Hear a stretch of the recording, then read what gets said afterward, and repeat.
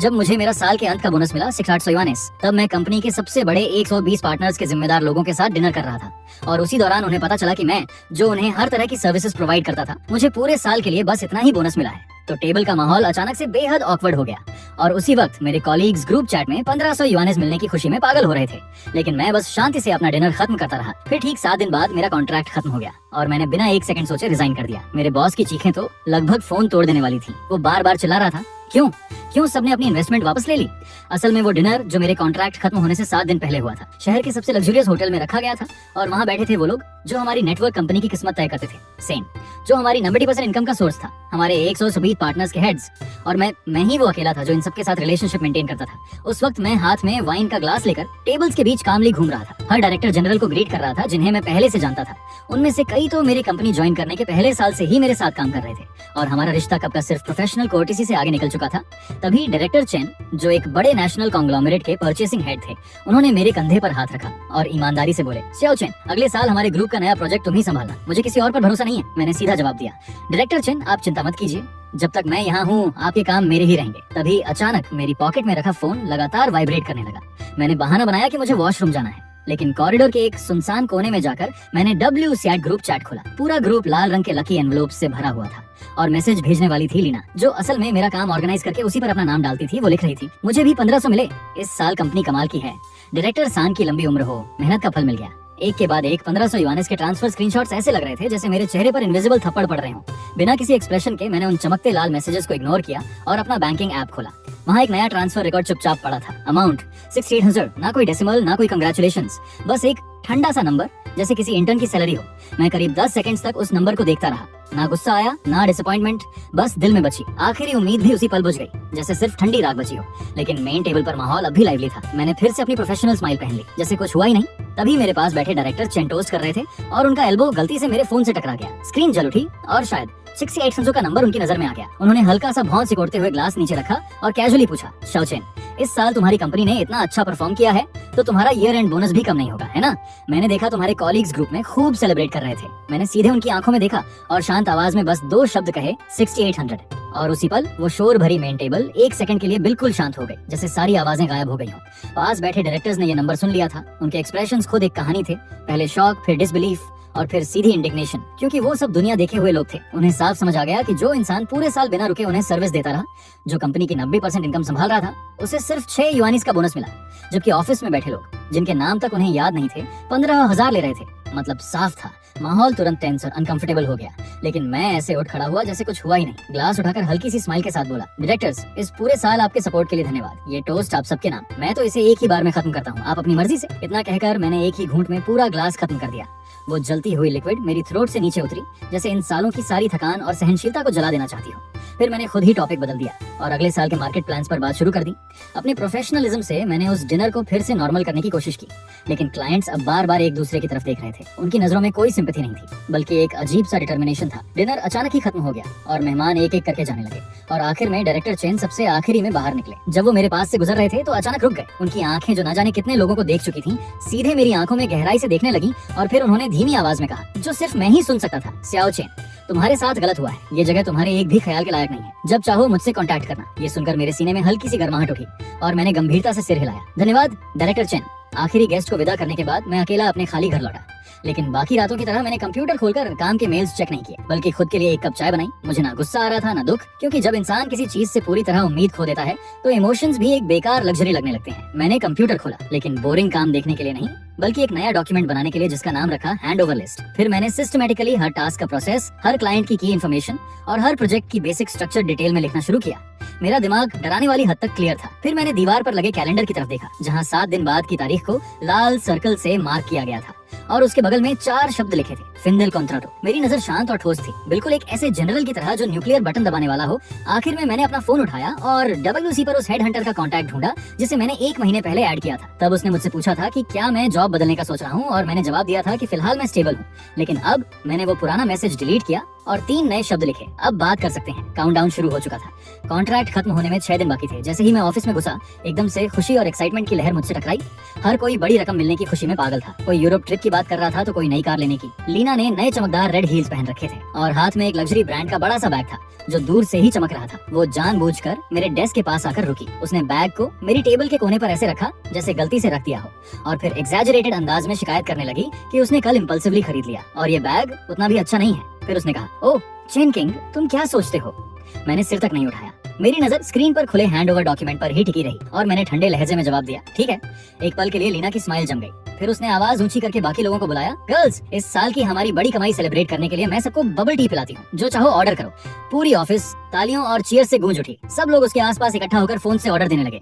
हंसी और बातें पूरे माहौल में भर गईं। छोटी सी ऑफिस एक मार्केट जैसी लगने लगी। शुरू से लेकर अंत तक किसी ने मुझसे एक बार भी नहीं पूछा, तुम कुछ लोगे? जैसे मैं इनविजिबल था। इस सेलिब्रेशन से अपने आप अलग कर दिया गया था जिसका मुझसे कोई लेना देना नहीं था। दोपहर 3 बजे बॉस संगवाई अपनी वही बियर बेली और लाल चेहरे के साथ ऑफिस में आया। उसने ताली बजाई और सब शांत होकर उसे देखने लगे जैसे कोई हीरो हो। उसने जोरदार आवाज में कहा, इस साल हमारी कंपनी ने अनप्रेसिडेंटेड रिजल्ट्स हासिल किए हैं। ये आप सबकी मेहनत के बिना संभव नहीं था। उसकी नजर लीना और बाकी हाई बोनस पाने वालों पर गई और वो अप्रूविंग स्माइल के साथ बोला, मैं हमेशा कहता हूँ, संख्या में हम मेहनती लोगों के साथ कभी बुरा नहीं करते। मेहनत करोगे तो कंपनी जरूर नोटिस करेगी।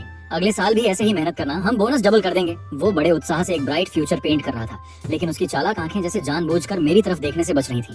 जैसे मैं जो 90% इनकम जनरेट करता था, मेहनती लोगों में आता ही नहीं हूँ। स्पीच खत्म होने के बाद उसने मुझे इशारा किया। मैं शांतिपूर्वक उठा और उसके पीछे चल दिया। जैसे ही ऑफिस का दरवाजा बंद हुआ, उसके चेहरे की स्माइल थोड़ी फीकी पड़ गई और उसकी जगह एक पैटर्नलिस्टिक एक्सप्रेशन आ गया। उसने कहा, चिंचिंग, इस साल की बात को इतना दिल पर मत लो। मुझे पता है तुम्हारा कंट्रीब्यूशन बहुत बड़ा है, कंपनी सब देखती है। मैं बस अपना पानी का गिलास पकड़े चुपचाप उसकी एक्टिंग सुनता रहा। फिर वो बोला, लेकिन तुम्हें समझना होगा, तुम्हारी सक्सेस काफी हद तक कंपनी के प्लेटफॉर्म की वजह से है। सांके के गोल्डन ब्रांड के बिना वो बड़े क्लाइंट्स तुम्हें कैसे जानते? लीना और बाकी लोग भले तुम्हारी तरह बिजनेस में स्किल्ड ना हो, लेकिन उन्होंने इंटरनल कोऑर्डिनेशन और प्रोसेस मैनेजमेंट में बहुत मेहनत की है।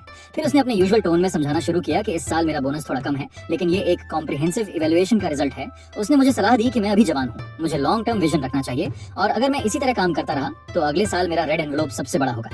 मैंने सिर हिलाया और उतनी ही ग्रेटिट्यूड दिखाई जितनी जरूरी थी। फिर शांत आवाज में कहा, समझ गया डायरेक्टर संग, मैं और मेहनत करूंगा। संगवाई साफ तौर पर मेरी आज्ञाकारिता से खुश हो गया। जैसे ही मैं उसके ऑफिस से बाहर निकला, उसे लगा कि उसने अपने सबसे आज्ञाकारी काम के बैल को पूरी तरह काबू में कर लिया है। ब्रेक रूम से लीना और बाकी कोलीग्स की हल्की हल्की हंसी मेरे कानों में पड़ी, लेकिन बिना कोई एक्सप्रेशन बदले मैं सीधा अपने सीट पर लौट आया। उनकी जहरीली बातें अब मेरे लिए बस मक्खियों की भिनभिनाहट जैसी थी, जो मेरे दिल में जरा सा भी असर नहीं डाल सकती थी। मैंने एक एनक्रिप्टेड फोल्डर खोला। उसके अंदर 50 पेजेस का एक डॉक्यूमेंट था जिसका टाइटल था manual para el mantenimiento profundo de relaciones con clientes clave। इसमें सिर्फ कॉन्टैक्ट इन्फॉर्मेशन और कॉन्ट्रैक्ट्स ही नहीं थे, बल्कि हर कंपनी के डिसीजन मेकर्स की पर्सनल प्रेफरेंसेस और इंटरनल कॉम्प्लेक्स रिलेशंस तक डिटेल में लिखी हुई थी। ये मेरे सालों की मेहनत का निचोड़ था, उन 120 क्लाइंट्स की असली बैकबोन। मैंने शांति से इस मैनुअल के कोर हिस्से को एनक्रिप्ट किया, उसे पैक किया और अपने पर्सनल क्लाउड में अपलोड कर दिया। ये सब करने के बाद ऐसा लगा जैसे मेरे कंधों से कोई भारी बोझ उतर गया हो। तभी संगवाई अपने ऑफिस से बाहर आया और एक्साइटेड होकर बोला, गुड न्यूज, हमने एक और नया प्रोजेक्ट जीत लिया है। क्लाइंट ने स्पेसिफिकली हमारे स्ट्रॉन्गेस्ट मेंबर चेनकिंग को रिक्वेस्ट किया है। ये प्रोजेक्ट तुम्हारा है। सारी नजरें मेरी तरफ घूम गईं। कुछ में जलन थी, कुछ में छुपी हुई खुशी। मैंने सिर उठाया, संगवाई के कॉन्फिडेंट चेहरे को देखा और पहली बार उसे सीधे मना कर दिया। सॉरी डायरेक्टर संग, मेरा कॉन्ट्रैक्ट 7 दिन में खत्म हो रहा है। मैं इस प्रोजेक्ट की कंटिन्यूटी गारंटी नहीं कर सकता। क्लाइंट की रिस्पॉन्सिबिलिटी के लिए बेहतर होगा आप किसी और को ढूंढ लें। पूरी ऑफिस में एकदम कब्र जैसा सन्नाटा छा गया। काउंटडाउन शुरू था, 5 दिन बाकी। तभी उस खामोशी को एक फोन की तेज रिंगिंग ने तोड़ा। ये कंपनी का सबसे बड़ा और पुराना क्लाइंट था। वॉशिंग ग्रुप का सिस्टम अचानक क्रैश हो गया था, जिससे उनकी पूरी प्रोडक्शन लाइन रुक गई थी। वहाँ के टेक्निकल डिपार्टमेंट ने 2 घंटे इमरजेंसी इंस्पेक्शन किया, लेकिन कुछ नहीं मिला। नॉमिनल क्लाइंट इंचार्ज होने के बावजूद लीना को टेक्निकल डायरेक्टर ने फोन पर बुरी तरह डांटा और वो बस बार बार यही कहती रही, हम इस पर काम कर रहे हैं। उसे खुद कुछ नहीं पता था। आखिरकार वॉशिंग की कॉल सीधे बॉस संगवाई के पास आई। दूसरी तरफ से ठंडी आवाज में अल्टीमेटम दिया गया कि मुझे स्पेसिफिकली इस प्रॉब्लम को फिक्स करना होगा और अगर 2 घंटे में सॉल्व नहीं हुआ तो वो न सिर्फ कोलैबोरेशन खत्म करेंगे बल्कि लीगल एक्शन भी लेंगे। ये सुनते ही संगवाई का चेहरा पीला पड़ गया, क्योंकि वॉशिंग का प्रोजेक्ट कंपनी की एनुअल इनकम का लगभग 20% था। उसे खोना मतलब लाइफलाइन खो देना। वो घबराहट में पसीना पसीना हो गया और अपना सारा ईगो भूलकर सीधे मेरे डेस्क की तरफ दौड़ा। उसकी आवाज में पहली बार विनम्रता थी। चेनचिंग, वॉशिंग के सिस्टम में प्रॉब्लम है, प्लीज तुरंत संभाल लो। पूरी ऑफिस इस सीन को जटिल नजरों से देख रही थी। मैंने ना कोई कंडीशन रखी, ना एटीट्यूड दिखाया, बस शांति से अपना लैपटॉप बंद किया, हेडफोन्स पहने और रिमोटली वॉशिंग के सर्वर से कनेक्ट हो गया। संगवाई और टेक्निकल टीम मेरे आसपास खड़े थे। इतनी चुप्पी कि कोई जोर से सांस लेने की भी हिम्मत नहीं कर रहा था। लीना सबसे बाहर खड़ी थी। उसका चेहरा पीला और बैंगनी के बीच बदल रहा था। उसकी नजरों में जलन साफ दिख रही थी। मेरी स्क्रीन पर कोड की लाइंस तेजी से दौड़ रही थी। अपने 5 साल के एक्सपीरियंस के आधार पर मैंने पहले ही सिस्टम अपडेट करते वक्त पोटेंशियल वल्नरेबिलिटीज का अंदाजा लगा लिया था, इसलिए मैंने तुरंत प्रॉब्लम की जड़ पकड़ ली। टेक्निकल स्टाफ सिस्टम की पूरी आर्किटेक्चर समझ नहीं पाया था, इसलिए वो इस पॉइंट तक पहुंच ही नहीं सके। मेरी उंगलियां कीबोर्ड पर उड़ रही थी। कोड फिक्स करना, सर्विसेज रिस्टार्ट करना, कैश क्लियर करना, सब कुछ एक स्मूथ फ्लो में चल रहा था। ठीक 1 घंटे बाद मैंने हेडफोन्स उतारे और संगवाई से कहा, हो गया। उसी समय मेरा फोन बज उठा। दूसरी तरफ वॉशिंग के टेक्निकल डायरेक्टर खुद थे। चिंचिंग, बहुत बहुत धन्यवाद, तुम हमारे सेवियर हो। प्रोडक्शन लाइन फिर से चालू हो गई है। उसने राहत की सांस ली, फिर आवाज थोड़ा बदलते हुए बोला, सच कहूँ तो तुम्हारे जैसे मास्टर का मेकर जैसी कंपनी में होना टैलेंट की बर्बादी है। ऐसी कंपनी इसके लायक ही नहीं है। मैं हल्का सा मुस्कुराया। क्राइसिस सॉल्व होने के बाद संगवाई ने लंबी राहत की सांस ली, लेकिन इस बार उसकी नजरों में ग्रेटिट्यूड नहीं था, बल्कि डर और असंतोष साफ दिख रहा था। उसे एहसास हो गया था कि जिसे वो हमेशा अपनी मर्जी से दबाता आया है, उसके अंदर कुछ ऐसा है जिसे वो बिल्कुल कंट्रोल नहीं कर सकता। ये देखकर लीना तुरंत उसके पास गई और धीरे से उसके कान में बोली, बॉस संग, ये जानबूझकर अपनी स्किल्स छुपा रहा था, बस इस मौके का इंतजार कर रहा था ताकि कंपनी के सामने खुद को दिखा सके और आपसे अपनी कंडीशंस नेगोशिएट कर सके। ये बात सीधे संगवाई के दिमाग में बैठ गई। वो ये मानना ज्यादा पसंद करता था कि उसका एम्प्लॉई उसे मैनिपुलेट कर रहा है, बजाय इसके कि वो ये स्वीकार करे कि उसकी खुद की मैनेजमेंट और जजमेंट कमजोर है। उसने मुझे देखा और उसका एक्सप्रेशन और भी ज्यादा कॉशियस हो गया, लेकिन मुझे उसके इंटरनल ड्रामा से कोई मतलब नहीं था। क्राइसिस खत्म हो चुकी थी, मेरा काम पूरा हो चुका था। मैंने डॉक्यूमेंट्स का एक बंडल प्रिंट किया, उसके डेस्क तक गया और धीरे से रख दिया। बॉस सन, ये मेरी वर्क हैंडओवर लिस्ट है, कृपया इसे रिव्यू कर लीजिए और किसी को असाइन कर दीजिए। संगवाई ने लापरवाही से उसे उठाकर पलटना शुरू किया। उसमें बस 120 क्लाइंट्स के कंपनी नेम्स, स्टैंडर्ड कॉन्ट्रैक्ट्स और पब्लिक कॉन्टैक्ट इन्फॉर्मेशन थी, लेकिन असली चीजें जो एक्सपीरियंस और पर्सनल रिलेशंस पर डिपेंड करती थी, जैसे मेंटेनेंस मैनुअल्स, की रिलेशनशिप डायग्राम्स और कम्युनिकेशन स्किल्स, उनमें से कुछ भी नहीं था। प्रोसीजर के हिसाब से ये एक परफेक्ट हैंडओवर लिस्ट थी, लेकिन प्रैक्टिकली पूरी तरह बेकार। कॉन्ट्रैक्ट खत्म होने से पहले के आखिरी 4 दिनों में संगवाई ने आखिरकार लीना को मेरा काम लेने के लिए असाइन कर दिया। शायद ये उसका पावर शो करने का तरीका था, जैसे वो कहना चाहता हो, देखा, तुम्हारा सबसे इंपॉर्टेंट काम भी मेरा पसंदीदा एम्प्लॉई आसानी से संभाल सकता है। लीना उस सूखी लिस्ट को ऐसे पकड़े हुए थी जैसे कोई सीक्रेट डिक्री हो। वो घमंड से मेरे सामने बैठ गई और बोली, चिंकिंग, एक एक करके एक्सप्लेन करो, हर क्लाइंट की स्पेशल प्रेफरेंसेस क्या हैं, उन्हें क्या सुनना पसंद है, उनके क्या टैबूज हैं, सब क्लियरली बताना होगा। उसका टोन ऐसा था जैसे वो कोई काम नहीं ले रही, बल्कि किसी क्रिमिनल से पूछताछ कर रही हो। मैंने लिस्ट खोली, पहले क्लाइंट पर इशारा किया और कहा, वॉशिंग ग्रुप, परचेसिंग डायरेक्टर चेनी यानुआ, फोन नंबर 39 6 ये कंपनी की पब्लिक इन्फॉर्मेशन है। कॉन्ट्रैक्ट टर्म्स यहाँ हैं, स्पेशल रिक्वायरमेंट्स अपेंडिक्स 3 में स्टैंडर्ड तरीके से एक्सप्लेन है। वो तुरंत बीच में टोकते हुए बोली, रुको, ये सब कौन सुनना चाहता है? मुझे वो जानना है जो डॉक्यूमेंट्स में नहीं है, जैसे मिस्टर चेन को कौन सा टी पसंद है, उनके साथ खाने जाते वक्त किन बातों का ध्यान रखना है। मैंने सिर उठाया, उसकी तरफ शांति से देखा और कहा, मेरे हैंडओवर का कंटेंट सिर्फ स्टैंडर्डाइज्ड इन्फॉर्मेशन तक सीमित है जो कंपनी की प्रॉपर्टी है और लिस्ट में रिकॉर्डेड है। मिस्टर चेन के साथ मेरी पर्सनल रिलेशनशिप और मेरी एक्यूमुलेटेड कम्युनिकेशन एक्सपीरियंस मेरी पर्सनल एसेट है, ये मेरे हैंडओवर ऑब्लिगेशंस में नहीं आता। ये सुनकर लीना गुस्से से लाल हो गई। तुम कोऑपरेट नहीं कर रहे हो चेनकिंग, ये मत समझना कि तुम जा रहे हो तो तुम बहुत बड़े हो। उसकी आवाज तेज और कर्कश हो गई, जो शांत ऑफिस में और भी चुभ रही थी। मैं अपनी चेयर पर पीछे झुक गया और पहली बार उसे ध्यान से देखा।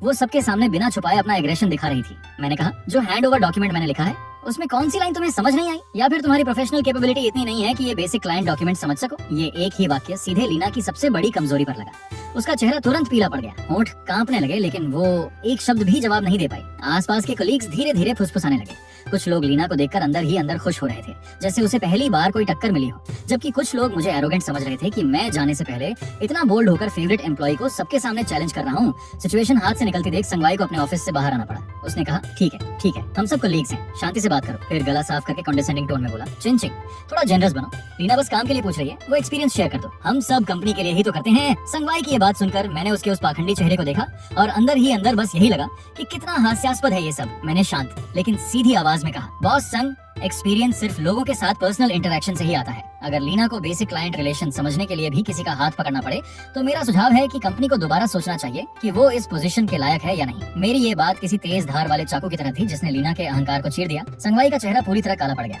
और पूरी ऑफिस एकदम कब्र जैसी खामोशी में डूब गई। उसी तनाव भरे माहौल में मेरा फोन हल्के से वाइब्रेट हुआ।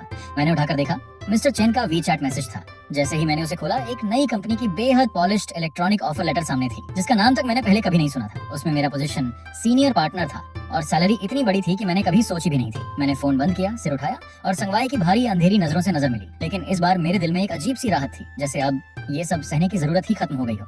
कॉन्ट्रैक्ट खत्म होने से पहले का आखिरी दिन आ चुका था। मेकर नेटवर्क में मेरा फाइनल डे। मैंने पूरा सुबह अपना वर्क स्पेस साफ करने में बिताया, अपने सारे पर्सनल सामान को एक बॉक्स में पैक कर लिया, कंप्यूटर के सारे पर्सनल फाइल्स परमानेंटली डिलीट कर दिए। डेस्क पर सिर्फ कंपनी का लैपटॉप और फोन बचा था, जैसे मैं कभी यहाँ था ही नहीं।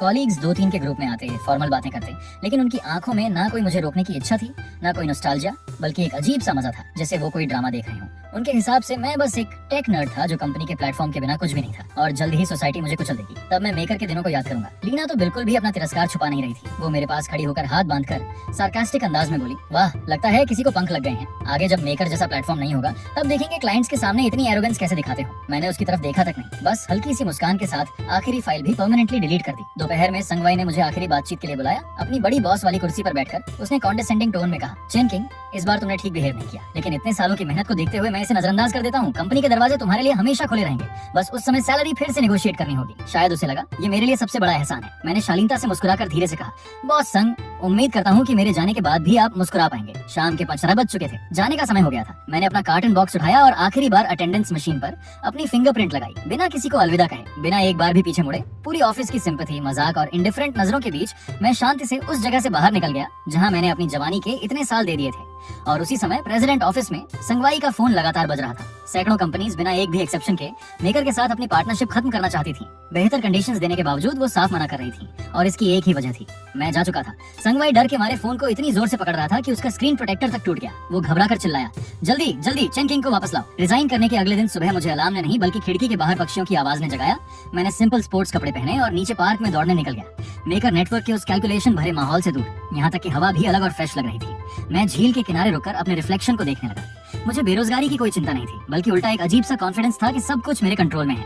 तभी मेरी पॉकेट में रखा फोन वाइब्रेट हुआ। मैंने निकाला, वी चैट ग्रुप से मैसेज था। मेन ग्रुप तो मैं छोड़ चुका था, लेकिन टेक्निकल डिपार्टमेंट के कुछ कॉलीग्स जिनसे मेरी बनती थी, उन्होंने प्राइवेट मैसेज किया था।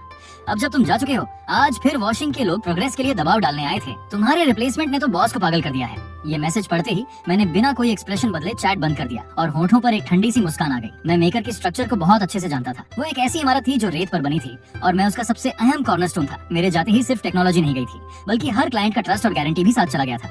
इस वक्त मेकर का ऑफिस पूरी तरह कैओस में डूबा होगा। लीना अब मेरे पुराने डेस्क पर बैठी थी। उसके सामने क्लाइंट रिक्वायरमेंट्स की एक लंबी शीट खुली थी, जिसे वो घूर रही थी, लेकिन समझ कुछ नहीं पा रही थी।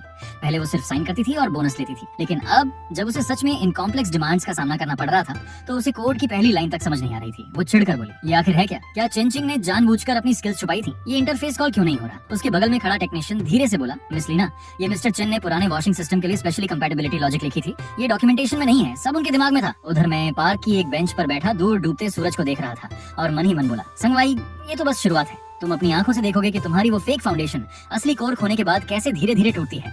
रिजाइन करने के तीसरे दिन मैं अपने सोफा पर बैठा एक इंडस्ट्री रिपोर्ट पढ़ रहा था जो मुझे हेडहंटर ने भेजी थी, और जैसा मैंने सोचा था, संगवाई चुप नहीं बैठा। अचानक फोन बजा और स्क्रीन पर वही जाना पहचाना नंबर चमक उठा। मैंने उसे पूरे 30 सेकंड्स तक बजने दिया, फिर आराम से उठाया। उसने बनावटी नरमी से कहा, शाओ चेन, घर पर आराम कर रहे हो? कैसे हो? मैंने सीधा जवाब दिया, डायरेक्टर संग, आपने तो मुझे कभी खाने पर बुलाने का भी समय नहीं निकाला, अब पूछ रहे हैं।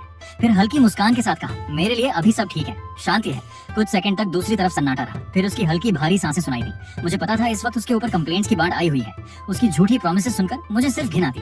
अगर वॉशिंग और बाकी बड़े क्लाइंट्स इन्वेस्टमेंट वापस लेने की धमकी नहीं दे रहे होते, तो शायद वो मुझे कॉल करने की भी जरूरत नहीं समझता। कॉल खत्म होते ही मैंने उसका नंबर ब्लॉक कर दिया। वो सोचता था कि मैं उन चीप एम्प्लॉइज में से हूँ जो हड्डी के लिए पूंछ हिलाते हैं, लेकिन उसे ये नहीं पता था कि इन सालों की पेशेंस में मैंने उसकी ग्रीड और शॉर्ट साइटेडनेस को पूरी तरह समझ लिया है। बाहर धीरे धीरे रात उतर रही थी। मैंने कंप्यूटर खोला और एक नई फोल्डर बनाई जिसका नाम रखा डिपार्चर। मैं सिर्फ जाना नहीं चाहता था, मैं वो सब साथ ले जाना चाहता था जो मेरा था, ताकि सांके एक खाली खोल बनकर रह जाए। रिजाइन करने के 5वें दिन वॉशिंग ग्रुप के परचेसिंग डायरेक्टर चेन ने मुझे चाय पर बुलाया।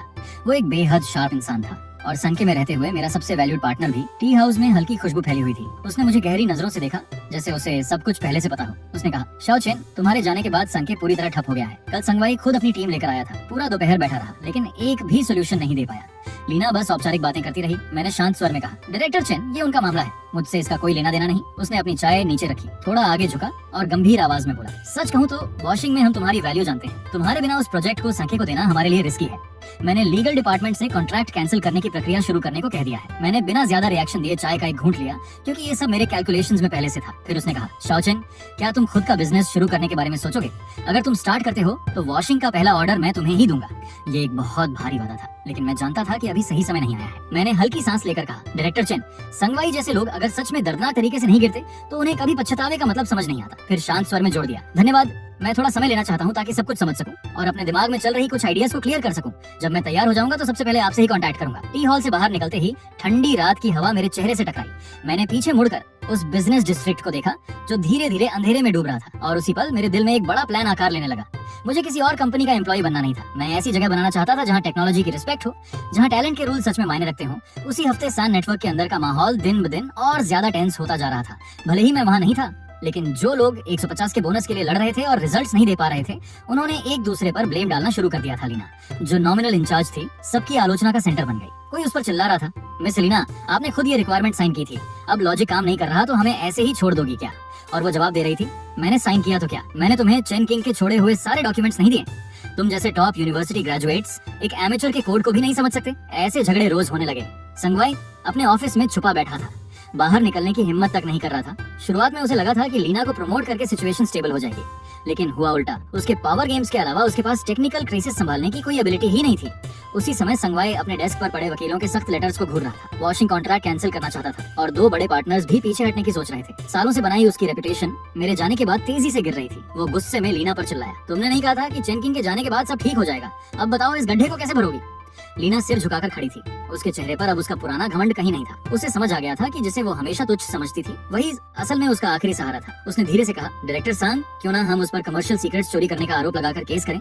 उसे मजबूर करेंगे वापस आने के लिए और सोर्स कोड देने के लिए। संगवाई ने सिर उठाया। उसकी आंखों में एक पल के लिए चालाकी चमकी, लेकिन तुरंत ही वो बेबसी में दब गई। उसे पता था कि ये कदम उठाया तो वापस लौटने का कोई रास्ता नहीं बचेगा। उधर मैं अपने घर पर कंप्यूटर के सामने बैठा था, चुपचाप देख रहा था कि संके की हालत कैसे धीरे धीरे गिरती जा रही है। रिजाइन करने के 7वें दिन, यानी कॉन्ट्रैक्ट ऑफिशियली खत्म होने के 1 हफ्ते बाद, मैंने अपना स्टडी रूम सेट किया। दीवारें मेरे नए प्रोजेक्ट के आर्किटेक्चर डायग्राम से भर चुकी थी।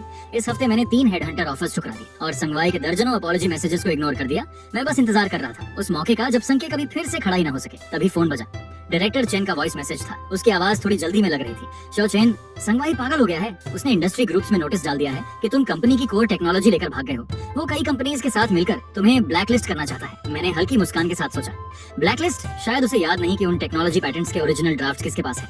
मैंने बिना जल्दबाजी किए एक एन्क्रिप्टेड फोल्डर खोला जिसमें मेरा रिसर्च एंड डेवलपमेंट डायरी था, जिसे मैं कंपनी ज्वाइन करने के पहले साल से ही मेंटेन कर रहा था। उसमें हर कोर टेक्नोलॉजी एडवांसमेंट के डिटेल्ड रिकॉर्ड्स थे, टाइम स्टैम्प्स के साथ, ओरिजिनल सोर्स कोड के साथ, सब कुछ साफ साफ। मैंने मन ही मन कहा, संगवाई अगर लीगल गेम खेलना चाहता है तो मैं भी इसे अंत तक खेलूंगा। उसी दोपहर मैं शहर के सेंटर में एक स्टार्टअप इंक्यूबेटर के एंट्रेंस पर खड़ा था। डायरेक्टर चेन ने मेरे लिए ये स्पेस अरेंज करवा दिया था। छोटा था लेकिन मेरे पहले कदम के लिए काफी था। मैंने खिड़की के पास खड़े होकर नीचे की भागती दौड़ती सड़क को देखा और धीरे से कहा, आज से ये जगह किंग लैंड टेक्नोलॉजी है। मुझे पहले से पता था कि संगवाई का ये बैन वाला ऑर्डर जल्दी ही मजाक बन जाएगा, क्योंकि जैसे ही वो क्लाइंट्स जो सान की वजह से इतना सफर कर चुके थे मुझे फिर से राइज करते देखेंगे, वो खुद ही सबसे सही फैसला ले लेंगे। उसी समय सेंग नेटवर्क अपने आखिरी उन्माद में डूब रहा था। संगवाई और लीना को लगा था कि उन्होंने मेरी कमजोरी पकड़ ली है, लेकिन उन्हें ये नहीं पता था कि वो खुद एक एक कदम चलकर उस कब्र की तरफ जा रहे हैं जो मैंने पहले ही उनके लिए खोद रखी थी। संगवाई का ये बैन ऑर्डर पूरे इंडस्ट्री में ठंडी हवा की तरह फैल गया। मैं अपने नए किराए के वर्क स्पेस में बैठा फोन पर हेडहंटर एजेंसीज के अपॉलॉजी मैसेजेस देख रहा था, लेकिन मुझे कोई खास फर्क नहीं पड़ रहा था। उनके शब्द नरम थे लेकिन मैसेज साफ था। संगवाई ने इंडस्ट्री एसोसिएशन से बात कर ली थी, जो भी मेरे साथ कॉन्ट्रैक्ट साइन करेगा उसे संके को सपोर्ट करने वाली बड़ी कंपनियों का सामना करना पड़ेगा। ये बचकानी चाल मैंने पहले ही सोची हुई थी। मैंने फोन बंद किया और व्हाइट बोर्ड पर नए सिस्टम की कोर लॉजिक ड्रॉ करने लगा। तभी दरवाजे के बाहर हल्के कदमों की आवाज आई। वो शाओवांग था जो पहले मेरे साथ टेक्निकल डिपार्टमेंट में काम करता था। उसने आते ही कहा, चेन, मैंने रिजाइन कर दिया। मैंने उसे बैठने का इशारा किया और पूछा, कौन रेजिग्नेशन प्रोसेस पूरा हो गया? संगवाई ने परेशान तो नहीं किया। उसने सिर हिलाया। उसकी आंखें थोड़ी लाल थीं। अब कंपनी में हर कोई डर के माहौल में जी रहा है। लीना अपनी जिम्मेदारी से बचने के लिए दिन भर ये चेक करती रहती है कि किसका तुमसे प्राइवेट कांटेक्ट है, और बॉस ने हमें मजबूर किया कि हम उस एन्क्रिप्टेड लॉजिक को क्रैक करें, वरना पूरी टीम का बोनस काट देंगे। मैं अब और सहन नहीं कर सकता था। चेन, अगर तुम्हें लोगों की जरूरत है तो मैं तुम्हारे साथ काम करना चाहता हूँ, बिना सैलरी के भी। उसकी बात सुनकर मेरे दिल में एक गर्माहट सी दौड़ गई। संगवाई को लगा था कि वो अपनी पावर से मेरे सारे रास्ते बंद कर देगा, लेकिन वो ये भूल गया कि इंसानों के दिल कभी धमकियों से नहीं खरीदे जा सकते। मैंने शांत होकर कहा, सैलरी होगी और पहले से ज्यादा होगी, लेकिन उससे पहले हमें इस फेक बैन ऑर्डर से निपटना होगा। मैंने कंप्यूटर ऑन किया और उस प्रोफेशनल टेक्निकल फोरम में लॉग इन किया जहां मैं काफी समय से एक्टिव नहीं था। वहां मैं सिर्फ चेन किंग नहीं था, बल्कि इंडस्ट्री का एक जाना माना नाम था जिसके हजारों फॉलोअर्स थे। अगर संगवाई मुझे बदनाम करना चाहता था तो मैं उसे दिखाने वाला था कि असली काउंटर अटैक क्या होता है। रिजाइन के 10वें दिन मुझे लीना का अनएक्सपेक्टेड कॉल आया। उसकी आवाज अजीब तरह से नरम थी। वो मिलना चाहती थी और कह रही थी कि कंपनी की तरफ से माफी मांगना चाहती है। मुझे पता था ये ट्रैप है, फिर भी मैं गया, क्योंकि मैं देखना चाहता था कि इस बार संगवाई कौन सा नया खेल खेलने वाला है। रेस्टोरेंट के प्राइवेट रूम में लीना बहुत सजी धजी थी और टेबल महंगे खाने से भरी हुई थी। जैसे ही मैं अंदर गया वो करीब आई। और मेरा हाथ पकड़ने लगी। चेन किंग, पहले मैं ही चीजों को समझ नहीं पाई, तुम दिल पर मत लेना। डायरेक्टर सांग ने कहा है कि अगर तुम सिस्टम का टेक्निकल ऑथराइजेशन प्लान दे दो तो रुकी हुई कोलैबोरेशन तुरंत वापस शुरू हो जाएगी और कंपनी तुम्हें एक्स्ट्रा कंसल्टेंसी फी भी देगी। मैंने उसे सीधा देखा और कहा, लीना, क्या तुम खुद अपनी बातों पर यकीन करती हो? ये कोड मेरी इंटेलेक्चुअल प्रॉपर्टी है, ये कॉन्ट्रैक्ट में साफ लिखा था। उसकी स्माइल थोड़ी खींच गई और उसकी आंखों में अचानक गहरी चालाकी आ गई। उसने अपने बैग से एक रिकॉर्डर निकाला और जोर से टेबल पर पटका। चेन किंग, जिद मत करो, डायरेक्टर सांग ने एक्सपर्ट से बात कर ली है। अगर तुम आज नहीं माने तो हम तुम पर यह आरोप लगाएंगे कि तुमने रिजाइन करने से पहले जानबूझकर सिस्टम में वायरस डाला था। इस रिकॉर्डर में तुम्हारी कन्फेशन है। उसकी ये कॉन्फिडेंस देखकर मुझे हंसी आ गई। शायद उसे ये नहीं पता था कि मैं कमरे में घुसते ही अपना phone real time cloud recording पर डाल चुका हूँ। मैंने शांत होकर कहा, अच्छा है, क्योंकि मैं भी चाहता हूँ कि जज ये सुने कि तुम मुझे मेरी इंटेलेक्चुअल प्रॉपर्टी छोड़ने के लिए मजबूर कर रही हो। मैं बिना खाना देखे उठ गया। पीछे लीना गुस्से में चिल्ला रही थी, लेकिन मैं पहले ही सोच रहा था कि इस धमकी को कैसे यूज करके संके को एक बड़ा लीगल झटका दूं। उसी दौरान मुझे एक और बड़ी खबर मिली। संके सिटी स्मार्ट प्रोजेक्ट के टेंडर के लिए तैयारी कर रहा था। ये उनका आखिरी सहारा था। इस कॉन्ट्रैक्ट को जीतने के लिए संगवाई ने सब कुछ दांव पर लगा दिया था। यहाँ तक कि उसने मेरे पुराने रिसर्च अचीवमेंट्स को भी प्रपोजल में शामिल कर लिया। शाओवांग मेरे सामने बैठा टेंशन में बोला, चेन, अगर वो बस तुम्हारे प्लान को थोड़ा बदलकर अपना बनाकर पेश कर दे तो हम क्या करेंगे? हमारी कोई रेपुटेशन नहीं है, अपनी इनोसेंस साबित करना मुश्किल होगा। शाओवांग की बात सुनकर मैंने बिना घबराए जवाब दिया, चिंता मत करो, उस प्लान में मैंने सिर्फ लॉजिक नहीं छोड़ी थी। मैंने बेस आर्किटेक्चर में एक लॉजिकल ट्रैप सेट किया था जो सिर्फ मैं एक्टिवेट कर सकता हूँ और जैसे ही सिस्टम एक खास ऑपरेशन लेवल पार करेगा, बिना मेरे ऑथराइजेशन सर्टिफिकेट की पूरी इंटरफेस खुद ब खुद कॉपीराइट डिक्लेरेशन दिखाएगी। संगवाई को लगा था कि सोर्स कोड मिलते ही वो चैन से सो पाएगा। उसे ये नहीं पता था कि वही उसकी बर्बादी की शुरुआत है। प्रिलिमिनरी प्रेजेंटेशन वाले दिन मैं एक दूसरी कोलैबोरेटिंग कंपनी के टेक्निकल एडवाइजर के तौर पर चुपचाप आखिरी रो में बैठा था। सामने पोडियम पर संगवाई पूरे घमंड के साथ खड़ा था और नीचे लीना जोर जोर से ताली बजा रही थी। वो गर्व से बोल रहा था, ये सांके का इंडिपेंडेंटली डेवलप्ड कोर इंजन है, इसकी स्टेबिलिटी इंडस्ट्री लीडिंग है। और जैसे ही उसने स्ट्रेस टेस्ट का बटन दबाया, स्मूथली चल रहा सिस्टम अचानक अटक गया और अगले ही पल बड़ी स्क्रीन पर एक विशाल पॉपअप चमका। इस कोर आर्किटेक्चर के कॉपीराइट चेन किंग के पास है, बिना ऑथराइजेशन इसका उपयोग इलीगल इंफ्रिंजमेंट है। पूरा हॉल क्योस में बदल गया। संगवाई का चेहरा लाल से सफेद और फिर हरे रंग में बदल गया। वो पागलों की तरह कीबोर्ड दबा रहा था, लेकिन सिस्टम पूरी तरह लॉक हो चुका था। अंधेरे में बैठा मैं उसकी उस बेबस हालत को देख रहा था और शांतिपूर्वक अपना लैपटॉप बंद कर दिया। टेंडर स्कैंडल के बाद सांके की रेपुटेशन जमीन पर आ गई। छोटे पार्टनर्स जो अब तक वेट कर रहे थे, उन्होंने कॉन्ट्रैक्ट टर्मिनेट करने के लेटर्स भेजने शुरू कर दिए। मैंने सुना संगवाई ने अपने ऑफिस में चीजें तोड़ दी और गुस्से में लीना को थप्पड़ तक मार दिया। अब संके सिर्फ पैसे नहीं खो रहा था, वो अंदर से टूट चुका था। टेक्निकल डिपार्टमेंट के लोग मास रिजाइन करने लगे और संगवाई की सैलरी डबल करने की ऑफर भी उन्हें रोक नहीं पाई। उसी शाम जब मैं एक नया कॉन्ट्रैक्ट फाइनलाइज करके बाहर निकला तो ऑफिस के बाहर मुझे कुछ जाने पहचाने चेहरे दिखे। ये सांके के वही की इंजीनियर्स थे जिन्हें लीना ने पहले मैनिपुलेट करने की कोशिश की थी। उन्होंने सीधे कहा, चैन, हम तुम्हारे साथ जुड़ना चाहते हैं। पहले हम संगवाई के बोनस के लालच में अंधे हो गए थे। मैंने शांत होकर कहा, यहाँ टैलेंट का हमेशा स्वागत है, लेकिन रूल्स साफ है। यहाँ टेक्नोलॉजी पहले है, चापलूसी की कोई जगह नहीं। मैंने उनके हायरिंग प्रोसेस शुरू कर दिए। मुझे पता था ये सिर्फ कुछ लोगों को हायर करना नहीं है, ये सांके की जड़ों को उखाड़ना है। अब संगवाई के पास कुछ पुराने सर्वर्स के अलावा कुछ नहीं बचा था। रात में डायरेक्टर चेन का कॉल आया। उसकी आवाज में एक्साइटमेंट थी। शाओ चेन, शानदार काम, हर तरफ से दबाव पड़ रहा है, कीमतें नीचे आ रही हैं, लगता है वो खत्म हो चुका है। मैंने शांत स्वर में कहा, ये वही है जो उसे मिलना चाहिए था। डायरेक्टर चेन, हमारा प्रोजेक्ट अब ऑफिशियली शुरू किया जा सकता है। कॉल खत्म करके मैंने खिड़की से बाहर चमकती रोशनी को देखा। मेरा समय तेजी से आ रहा था और वहीं दूसरी तरफ संगवाई के लिए अंत की घंटियां बज चुकी थी। संगीत वर्क अब सच में एक खाली खोल बन चुका था। पहले जो ऑफिस शोर से भरा रहता था, अब वीरान पड़ा था। चारों तरफ बिखराव था। संगवाई खुद को ऑफिस में बंद करके बैठा था और किसी से नहीं मिल रहा था। लीना भी गायब हो गई थी। सुना वो कंपनी का आखिरी कैश लेकर विदेश भाग गई।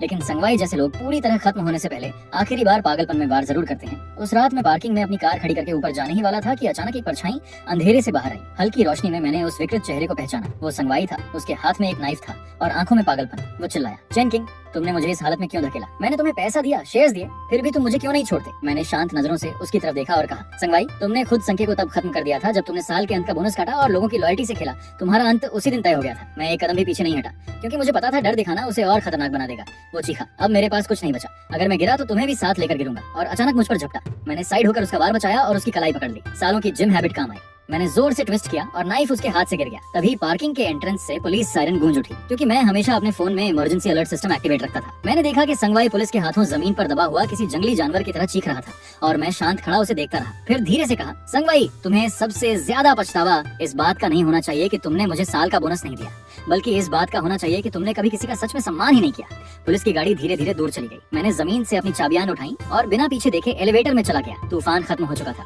और कल वो दिन था जब किंग लन आधिकारिक तौर पर अपना नाम बदलकर किंग लन ग्रुप बनने वाला था। संगवाई की गिरफ्तारी के अगले दिन मैं फिर उसी जगह लौटा जो कभी मेरी थी, लेकिन इस बार मैं एम्प्लॉय नहीं बल्कि क्रेडिटर और पोटेंशियल बायर बनकर आया था। ऑफिस बिखरा हुआ था जैसे किसी तूफान ने उसे तबाह कर दिया हो। फर्श पर डॉक्यूमेंट्स फैले हुए थे। जो डिपार्टमेंट हेड्स पहले घमंडी थे, अब चुपचाप बैठे थे। उनकी नजरें खाली थी। मैं चुपचाप संगवाई के ऑफिस में गया। वही बड़ा सा महोगनी डेस्क अब भी वहाँ था, बस उसका मालिक अब कैदी बन चुका था। कुछ कोर्ट ऑफिशियल्स अकाउंटिंग बुक्स को सील कर रहे थे। डायरेक्टर चेन ने मुझसे पूछा, प्रारंभिक हिसाब के अनुसार संके का कर्ज उसके एसेट से बहुत ज्यादा है, क्या तुम वाकई इस मैच को लेना चाहते हो? मैंने शांत स्वर में कहा, मुझे सिर्फ सर्वर्स के यूसेज राइट्स और मेन पैटेंट्स की ओनरशिप चाहिए, बाकी डेट संगवाई का पर्सनल मामला है। मैं मुड़ा तो देखा कुछ पुराने एम्प्लॉइज दरवाजे के पीछे से झांक रहे थे। उनमें वही लोग भी थे जो मेरे बोनस कटने पर मुझ पर हंसे थे। अब उनकी आंखों में एक तरह की विनती थी। मैंने बिना भाव बदले कहा, जो रहना चाहता है शाह से मिलकर नया इंटरव्यू दे। किंग लानी में चापलूसी से बोनस लेने का दौर खत्म हो चुका है। उनके चेहरों पर शर्म और राहत का अजीब मिश्रण था, लेकिन मुझे कोई खास संतोष नहीं हुआ। ये दुनिया ऐसी ही है, जब तुम्हारे पास वैल्यू नहीं होती तो डिग्निटी भी लग्जरी बन जाती है।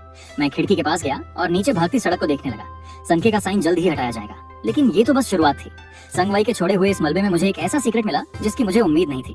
लीना जो डेटा लेकर भागी थी वो मेरी सोच से कहीं ज्यादा जटिल था। सर्वर्स का कंट्रोल लेने के बाद मैं और शाओवंग लगातार 2 रात जागे, तब जाकर हमें पता चला कि लीना सिर्फ कैश ही नहीं ले गई थी, उसने एडमिन अथॉरिटी का इस्तेमाल करके कंपनी की बैकअप डेटाबेस को भी फॉर्मेट करवा दिया था। और इससे भी बुरा, वो एक अधूरा मिलिट्री ग्रेड इंक्रिप्शन प्रोटोकॉल का ड्राफ्ट भी ले गई थी। शाओवंग घबरा कर बोला, चैन ये ड्राफ्ट तो तुमने ही लिखा था। अगर लीना इसे कॉम्पिटिटर को बेच दे और हम पर कॉपीराइट इन्फ्रिंजमेंट का केस कर दे तो हम बच नहीं पाएंगे। मैंने उसे बैठने का इशारा किया और कहा, लीना बहुत दूर नहीं जाएगी। उस एन्क्रिप्शन प्रोटोकॉल को मेरे अलावा कोई पूरी तरह डिक्रिप्ट नहीं कर सकता। उसके पास जो यूएसबी है वो बस एक हॉट पोटैटो है।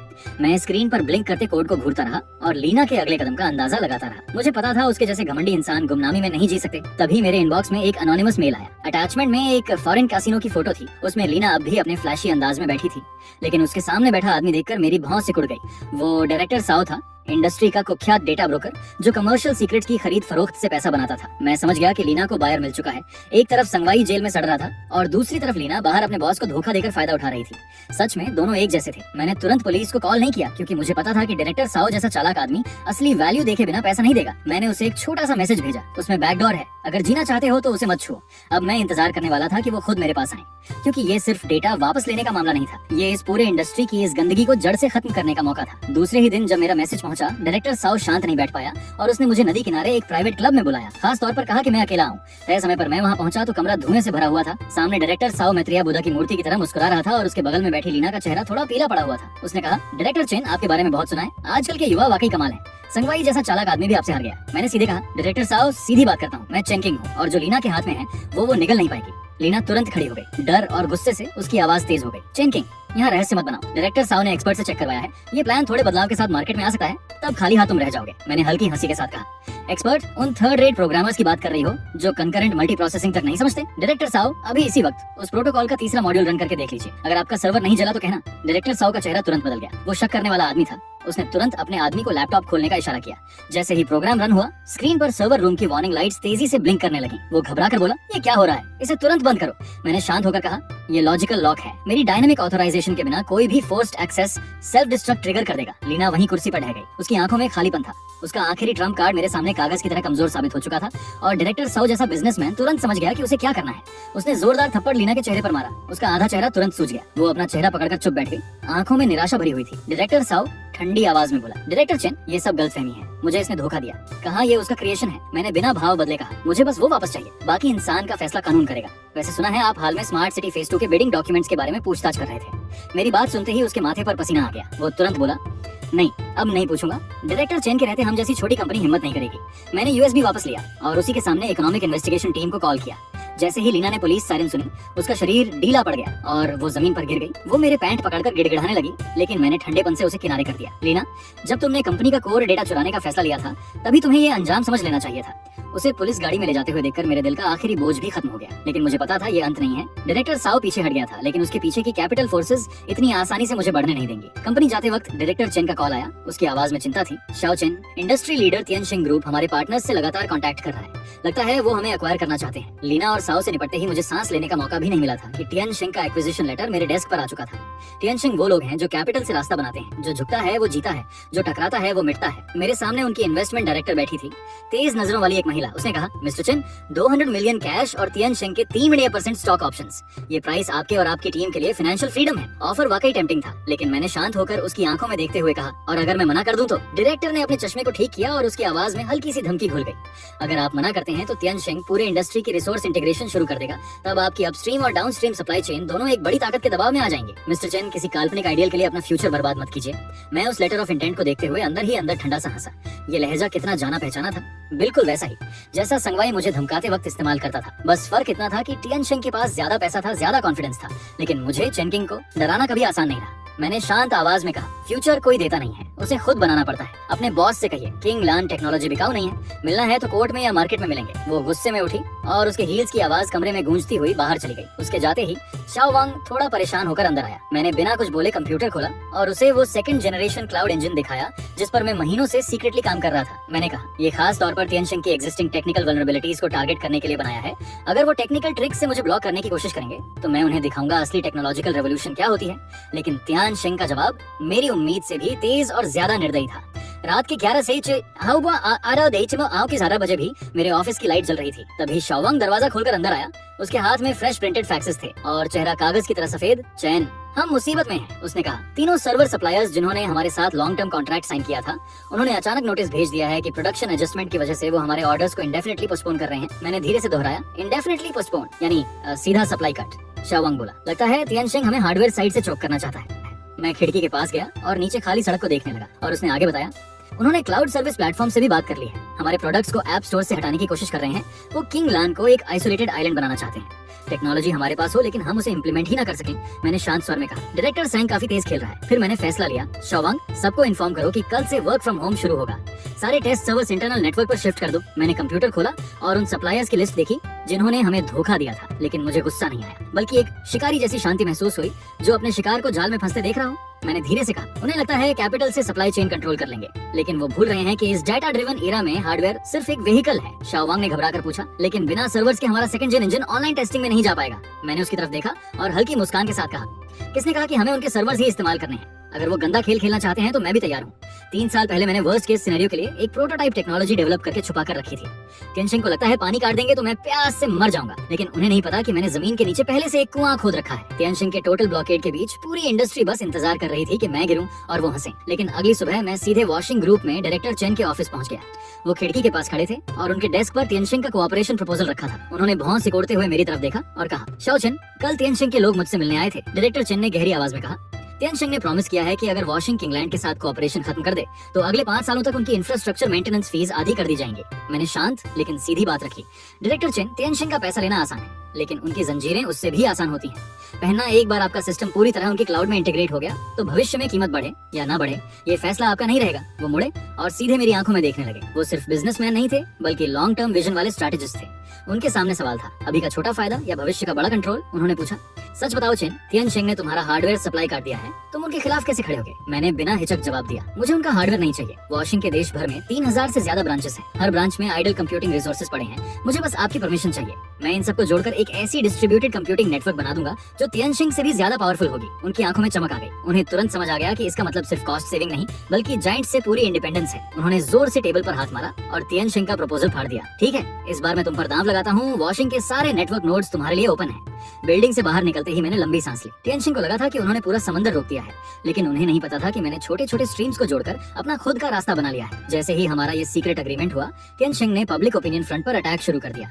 अचानक इंटरनेट पर आर्टिकल्स की बाढ़ आ गई जो किंग लान टेक्नोलॉजी को बदनाम कर रहे थे। कहा जा रहा था कि हमारे सिस्टम में सीरियस सिक्योरिटी फ्लॉज हैं। यहाँ तक कि ये भी इंसिनुएट किया गया कि हम यूजर डेटा इलीगली कलेक्ट करते हैं। शाओ वांग घबराकर बोला, चैन, ये सब झूठ है। हमारा कोड ऑडिटेड और ओपन सोर्स है। हम डेटा कैसे कलेक्ट कर सकते हैं? मैंने शांत होकर कहा, उन्हें सच की जरूरत नहीं, बस डाउट पैदा करना है। और एक बार ये डाउट क्लाइंट्स के दिमाग में बैठ गया तो हमारा प्रोडक्ट पुश करना मुश्किल हो जाएगा। मैं उन तथाकथित एक्सपर्ट्स के एनालिसिस देख रहा था जो हमारी टेक्नोलॉजी को डिस्टॉर्ट कर रहे थे। कुछ क्लाइंट्स जो पहले रेडी थे वो भी पीछे हटने लगे। मैंने हल्की मुस्कान के साथ कहा, टियनशिंग की मोरल ब्रेकिंग स्ट्रेटजी वाकई कमाल की है, लेकिन अगर वो ओपिनियन वॉर खेलना चाहते हैं तो हम भी खेलेंगे। मैंने शाओ वांग से कहा, ग्लोबल टॉप हैकर कंपटीशन की ऑफिशियल साइट पर हमारे सेकंड जेन इंजन का full security test report publish करो और अनाउंस करो। जो भी किंगलैंड का फायरवॉल ब्रीच करेगा उसे $1 मिलियन रिवॉर्ड मिलेगा। ये सिर्फ रूमर्स का जवाब नहीं था बल्कि सबसे मजबूत पब्लिसिटी थी। जैसे ही ये न्यूज बाहर गई पूरा टेक वर्ल्ड हिल गया।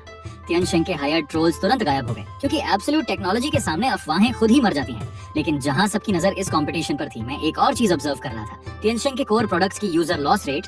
मैंने जो कंपैटिबिलिटी पैच मानने जाओ, पर बकौड़े पैच उनके सिस्टम में इनडायरेक्टली इन्फ्लुएंस करने के लिए डिजाइन किया था। उसने उनके इंटरनल सिस्टम को अनस्टेबल कर दिया था।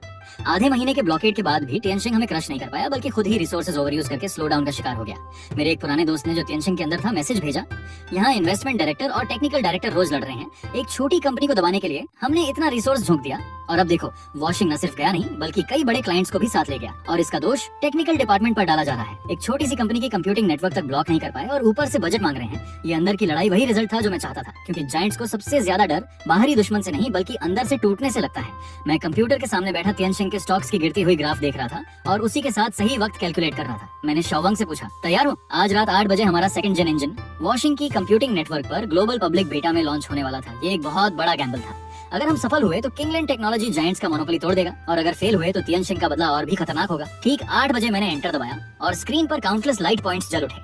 पूरे देश में फैले वॉशिंग के नोड्स एक साथ एक्टिवेट हो गए। एक ऐसी कंप्यूटिंग पावर का तूफान बन गया जो पहाड़ हिला सकता था। मैंने धीरे से कहा, दुनिया को बता दो, अब गेम के रूल्स बदलने वाले हैं।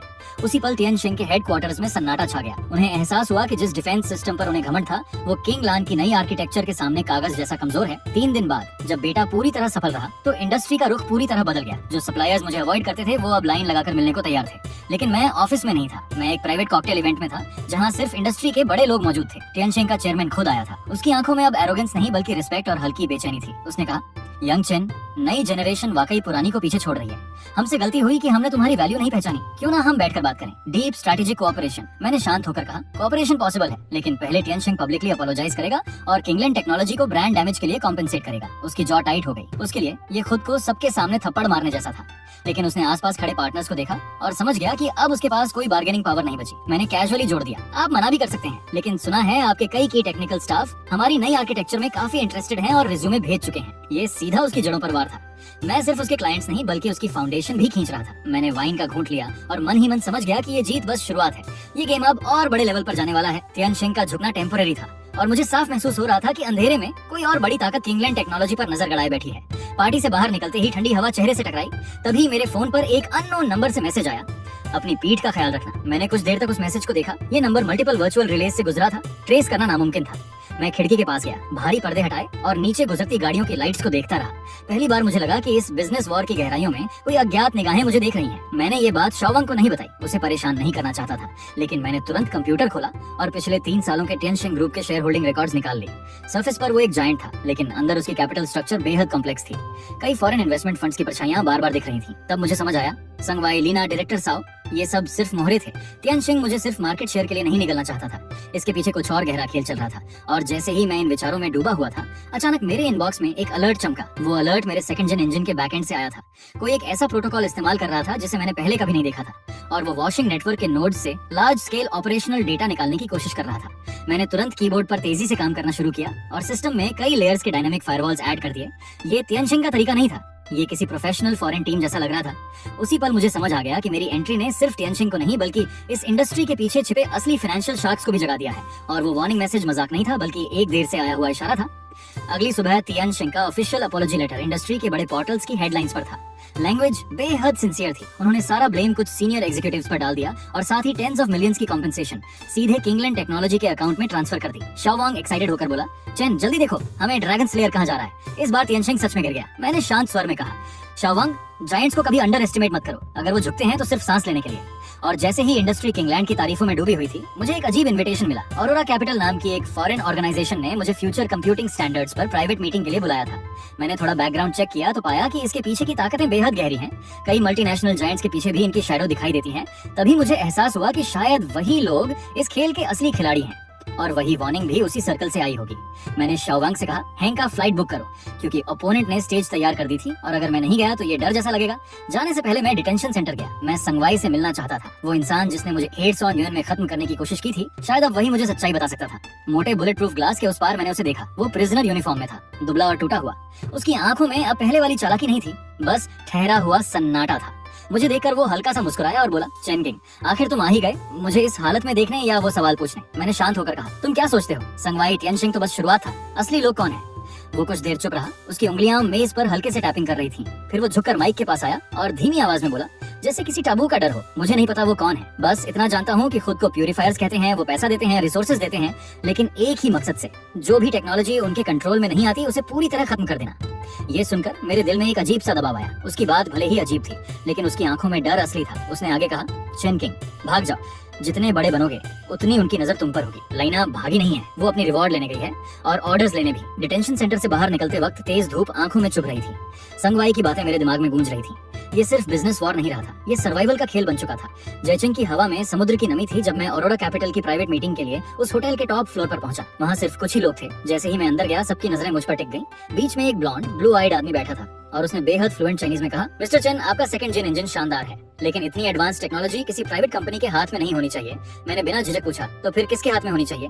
उसने सीधा जवाब दिया, ऑरोरा कैपिटल, और मेरे सामने एक फाइल सरका दी। ये एक्विजिशन नहीं बल्कि टेक्नोलॉजी कस्टडी एग्रीमेंट था, जिसमें साफ लिखा था कि किंगलैंड को अपना कोर सोर्स कोड ऑरोरा की डेजिग्नेटेड क्लाउड में अपलोड करना होगा और उसके बाद ग्लोबल प्रमोशन और सिक्योरिटी कंट्रोल सब उनके हाथ में होगा। मैंने अंदर ही अंदर सोचा, ये सीधा सीधा रॉबरी है। तभी साइड डोर खुला और अंदर आई लीना, एलिगेंट सूट में, आंखों में जीत की चमक। उसने कहा, चेन किंग, ज्यादा स्मार्ट बनने की कोशिश मत करो। ऑरोरा कैपिटल तुम्हें वो दे सकता है जो तियानशिंग कभी नहीं दे पाया। अगर साइन नहीं किया तो कल किंगलैंड ग्लोबली सैंक्शन हो जाएगा, नेशनल डेटा सिक्योरिटी के नाम पर। मैंने उसे देखा, लेकिन गुस्सा नहीं आया, बल्कि राहत मिली।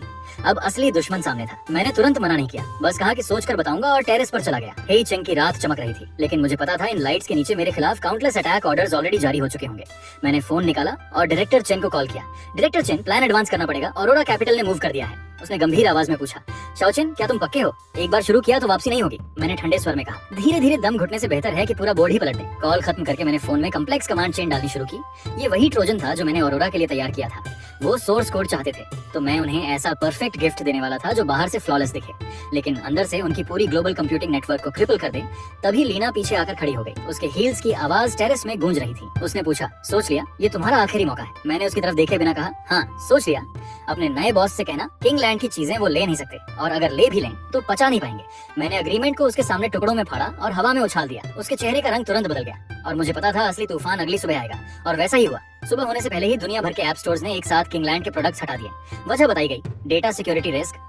ऑफिस के फोन्स लगातार बज रहे थे। जो पार्टनर्स पहले हेजिटेंट थे, अब डर के मारे कॉन्ट्रैक्ट्स टर्मिनेट करने लगे। शाओवांग घबराकर बोला, चेन, ओवरसीज सर्वर्स डिस्कनेक्ट हो गए हैं, हमारा इंजन स्पाईवेयर बताया जा रहा है, पूरी दुनिया हमें बॉयकॉट कर रही है। मैंने शांत होकर कहा, पैनिक मत करो, जितना ऊंचा उछलेंगे उतनी जोर से गिरेंगे।